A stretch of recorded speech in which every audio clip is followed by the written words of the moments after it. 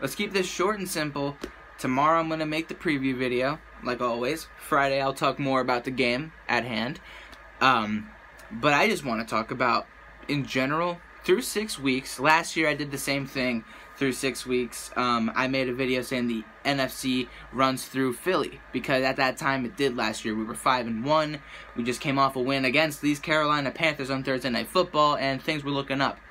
And we all know where we went last year. Now, everyone's talking nonstop about the Rams. You know, the Rams are 6-0. Last 2 games haven't looked too convincing. They almost lost to the Seahawks, and they almost lost to the Broncos.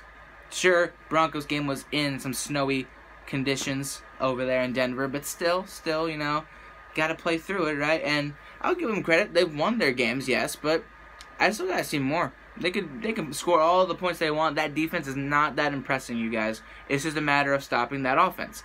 Case in point.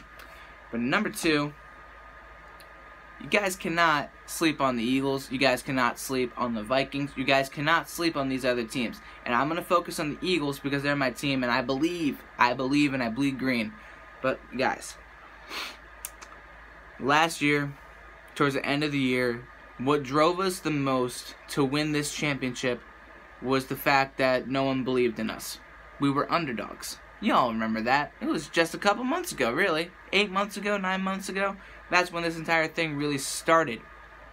And now, 3-3, you know, we just got our number 1 quarterback back, our number 1 wide receiver. We're, you know, in the talks of trade rumors with running backs involved, wide receivers involved, potential safeties involved. We don't know what's going to happen, if anything does happen at the least.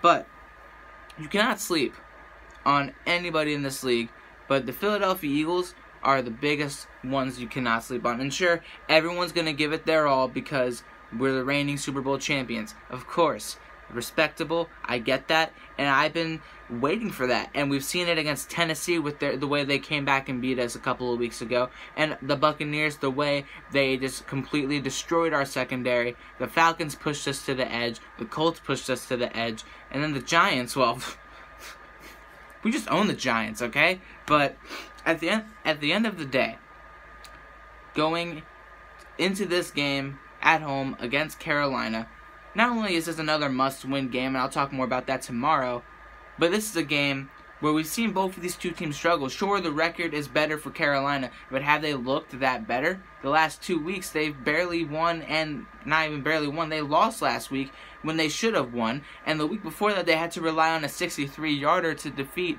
the 1-5 Giants right now. So, I'm not that sold on the NFC being the powerhouse when you got the Patriots rolling again. The Chiefs, the Jaguars are, I don't know what's happening with them, but they are not the same. So there's really no strong dominant team minus the Rams. And again, I'm not sold on them. I need to see at least up to week 9. If they're 9-0 by week 9, definitely I'll be sold. But until then, don't sleep on the Eagles, because trust me, you guys, when it matters the most, the teams that want it the most will win. You can go 16-0, but you can lose the Super Bowl. Just like what the Panthers did in 2015 against the Broncos. I'm just saying.